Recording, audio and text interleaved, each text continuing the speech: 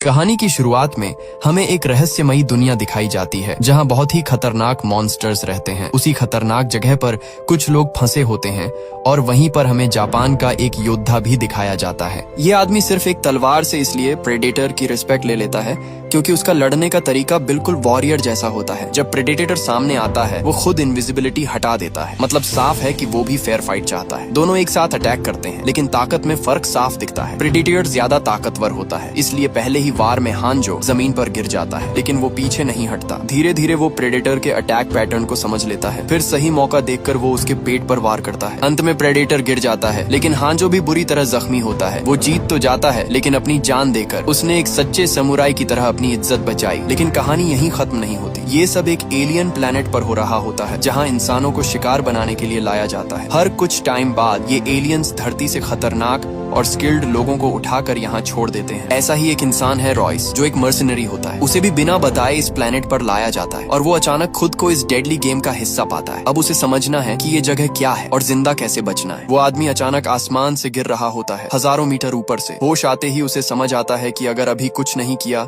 तो सीधा मौत है। वो तुरंत पैराशूट खोल देता है और आखिरी पल में घने जंगल के पेड़ों पर गिरकर अपनी जान बचा लेता है। जब रॉयस दोबारा होश में आता है तो खुद को एक अजनबी ट्रॉपिकल जंगल में पाता है। वो अभी आसपास देख ही रहा होता है कि अचानक एक और आदमी आसमान से गिरता है। जमीन पर आते ही वो बंदूक तान देता है। साफ दिख रहा होता है कि वो डर के मारे घबराया हुआ है। रॉयस उसे शांत करने की कोशिश करता है लेकिन साथ ही चुपके से अपना हथियार भी तैयार रखता है। तभी एक तीसरा आदमी बिना पैराशूट के गिरता है और मौके पर ही मर जाता है। ये देखकर दोनों समझ जाते हैं कि हालात बहुत खराब हैं और धीरे धीरे उनके बीच का तनाव कम हो जाता है। अचानक गोलियों की बारिश शुरू हो जाती है।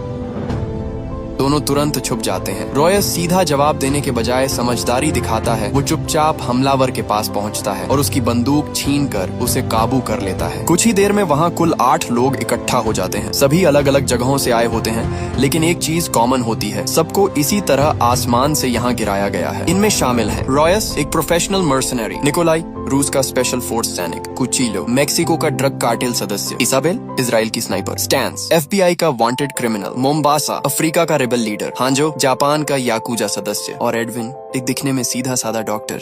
सब जब अपनी कहानी बताते हैं तो हैरान रह जाते हैं। हर एक के साथ यही हुआ था। सबको बिना बताए उठाया गया और इस अजनबी जंगल में गिरा दिया गया। अब धीरे धीरे उन्हें समझ आने लगता है ये जगह कोई साधारण जंगल नहीं है, ये एक हंटिंग ग्राउंड है और वो सब यहाँ शिकार बनने के लिए लाए गए हैं। अचानक एक अजीब सी रोशनी चमकती है और सब लोग बेहोश हो जाते हैं। जब होश आता है तो सब खुद को इस अनजान जगह पर पाते हैं। हर किसी के पास उसकी पहचान के हिसाब से हथियार भी होता है। रॉयस फैसला करता है कि पहले किसी ऊंची जगह पर जाकर आसपास देखा जाए ताकि पता चले ये जगह है कहाँ। रास्ते में चलते हुए निकोलाई एक अजीब से पौधे को देखकर रुक जाता है। उसे छूने ही वाला होता है कि डॉक्टर एडविन उसे तुरंत रोक देता है। वो बताता है कि ये जहरीला पौधा है, हल्की सी खरोंच से भी पूरा शरीर सुन्न हो सकता है। ये सुनकर निकोलाई उसकी जान बचाने के लिए शुक्रिया करता है और आगे उसकी हिफाजत करने का वादा करता है। थोड़ा आगे बढ़ते ही सबको एहसास होता है कि यहाँ का मैग्नेटिक सिस्टम गड़बड़ है, दिशा समझ ही नहीं आ रही। सबसे अजीब बात ये कि 6 घंटे चलने के बाद भी सूरज अपनी जगह से हिलता ही नहीं, जो कि धरती के नियमों के बिल्कुल खिलाफ है। सब लोग अब और ज्यादा सावधानी से आगे बढ़ते हैं। जंगल के अंदर जाते ही उन्हें पता चलता है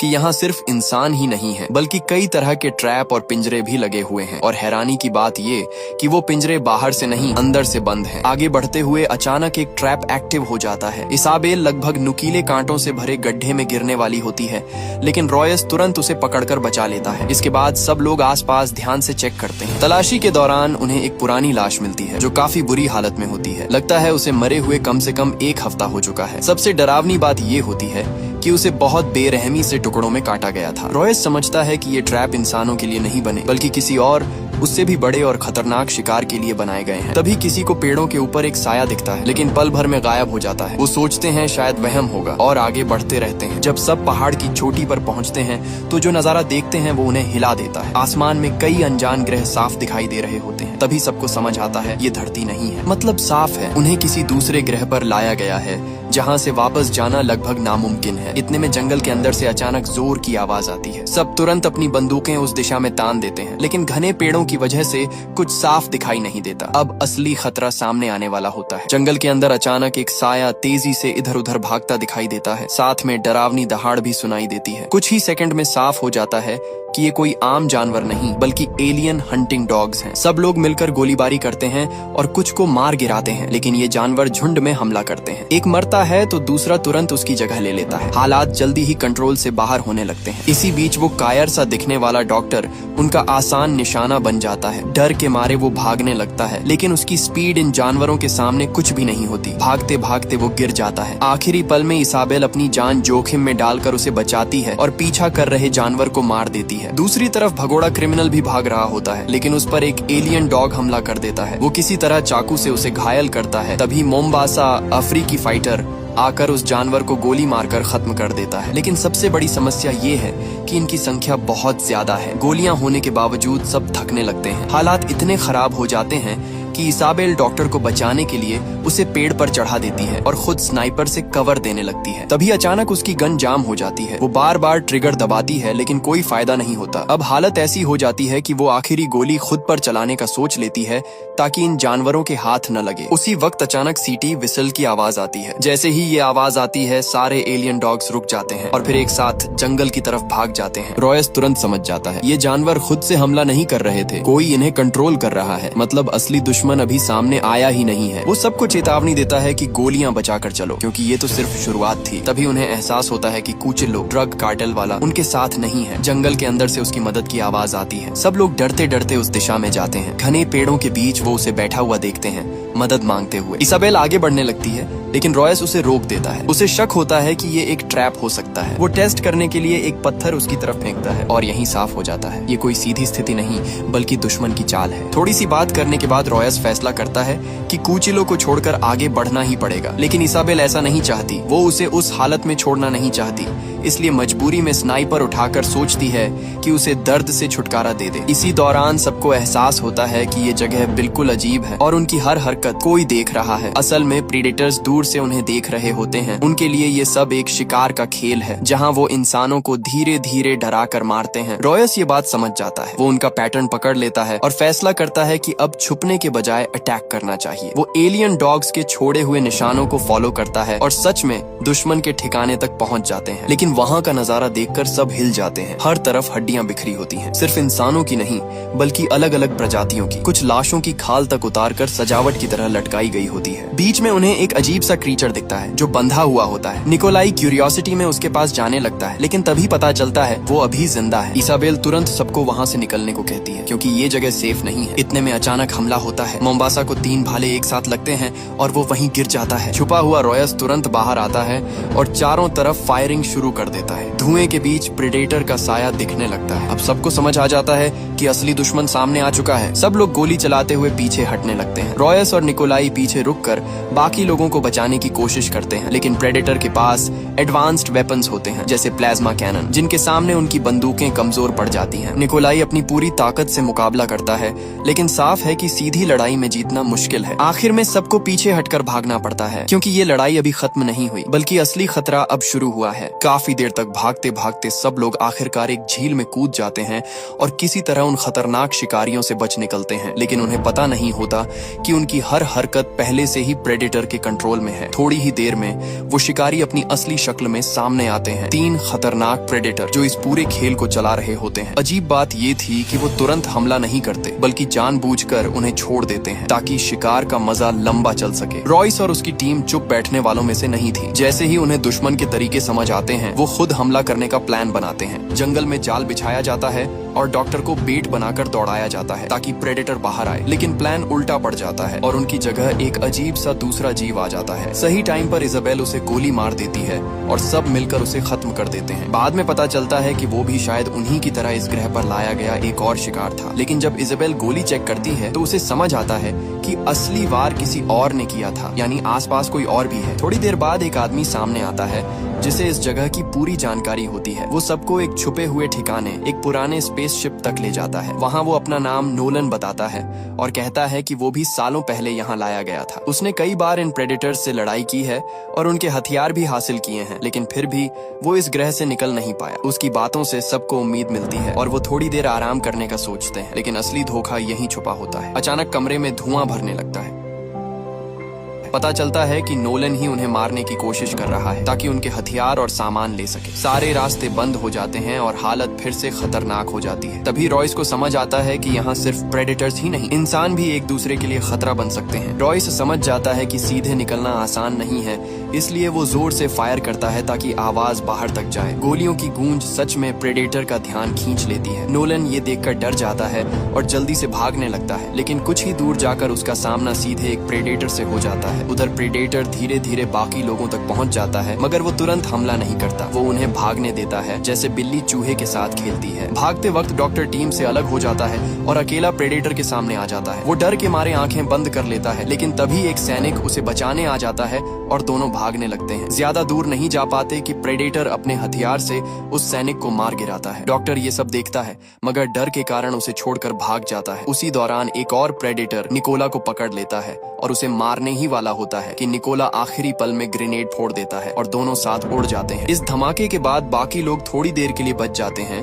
लेकिन खतरा खत्म नहीं होता। दूसरा प्रेडेटर सामने आता है और सीधे रॉयस को निशाना बनाता है। तभी स्टैन्स बिना सोचे समझे उस पर टूट पड़ता है और अपने साथियों को भागने का मौका दे देता है, लेकिन खुद मारा जाता है। अब हालात और भी खराब हो जाते हैं क्योंकि बचे हुए लोग थक चुके होते हैं और प्रेडेटर लगातार उनका पीछा कर रहे होते हैं। ऐसे में हांजो अचानक रुक जाता है और बाकी सबको आगे जाने के लिए कहता है। वो खुद पीछे रह जाता है, शांत होकर अपनी सांसें कंट्रोल करता है और तलवार निकाल लेता है। उसका इरादा साफ होता है, वो अकेले प्रेडेटर का सामना करेगा। उसकी हिम्मत देखकर प्रेडेटर भी रुक जाता है, जैसे वो इस लड़ाई को एक इज्जत वाली जंग बनाना चाहता हो। और यहीं से एक आखिरी खामोश लेकिन खतरनाक मुकाबला शुरू होता है। हांजो और प्रेडेटर के बीच सीधी और बराबरी की लड़ाई शुरू होती है। ताकत में कमजोर होने के बावजूद हांजो जरा भी नहीं डरता। उसकी पीठ पर गहरी चोट लगती है, लेकिन वो फिर भी डटा रहता है। धीरे धीरे वो दुश्मन की चाल समझ लेता है और सही मौका देखकर हमला करता है। आखिर में वो प्रेडेटर को मार देता है, लेकिन खुद भी बुरी तरह घायल होकर गिर जाता है। ये जीत उसकी जान लेकर आती है। एक सच्चे योद्धा की तरह वो अपनी इज्जत बचाकर मरता है। उधर भागते हुए डॉक्टर गलती से एक जाल में फंस जाता है। रॉयस हालात देखकर फैसला करता है कि उसे छोड़ना पड़ेगा, क्योंकि ये जाल मारने के लिए नहीं बल्कि शिकार को धीमा करने के लिए बनाया गया था। उसका प्लान होता है कि या तो डॉक्टर को छोड़ दिया जाए या उसे बेट की तरह इस्तेमाल किया जाए, लेकिन इजाबेल ये बात मानने से इनकार कर देती है। आखिर रॉयस मजबूर होकर अकेला आगे बढ़ जाता है, जबकि इजाबेल डॉक्टर को बचाने की कोशिश करती है, लेकिन थोड़ी ही दूर जाकर वो खुद भी जाल में फंस जाती है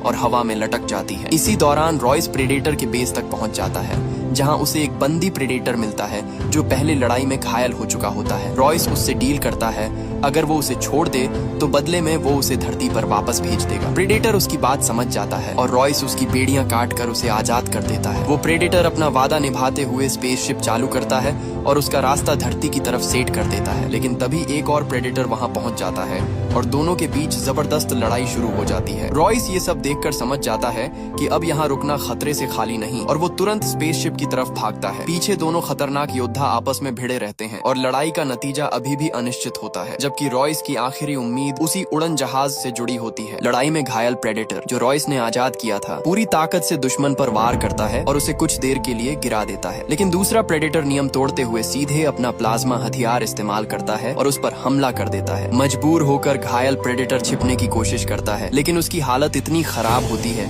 कि वो ज्यादा देर टिक नहीं पाता। आखिरकार दुश्मन उसे बेरहमी से मार देता है और जीतने के बाद तुरंत रॉयस के पीछे निकल पड़ता है। रॉयस इस बीच स्पेसशिप तक पहुंच जाता है और वो उड़ान भरने लगती है, लेकिन प्रेडेटर उसे भी खत्म कर देता है। वो दूर से ही उसे उड़ा देता है, जिससे रॉयस की वापसी की आखिरी उम्मीद भी खत्म हो जाती है। उधर गड्ढे में फंसे डॉक्टर और इजाबेल के बीच हालात बदल जाते हैं। डॉक्टर अचानक इजाबेल पर हमला कर देता है और जहरीली छुरी से उसे घायल कर देता है। तब सच सामने आता है, वो कोई मासूम इंसान नहीं बल्कि एक खतरनाक किलर होता है जिसे इसी वजह से यहाँ लाया गया था। डॉक्टर का असली इरादा होता है इजाबेल को मारकर प्रेडेटर को खुश करना, ताकि वो खुद बच सके और इस ग्रह पर जिंदा रह सके। लेकिन जैसे ही वो उसे खत्म करने वाला होता है, रॉयस वापस आ जाता है। वो समझ चुका होता है कि डॉक्टर ही सबसे खतरनाक है। वो चालाकी से डॉक्टर को भरोसे में लेकर सही मौका देखता है और फिर अचानक उस पर हमला करके उसे काबू कर लेता है। रॉयस डॉक्टर को बेट की तरह इस्तेमाल करता है और प्रेडेटर का इंतजार करता है। थोड़ी देर बाद प्रेडेटर वापस आता है और अपनी तकनीक से डॉक्टर को ढूंढ लेता है। बिना समय गंवाए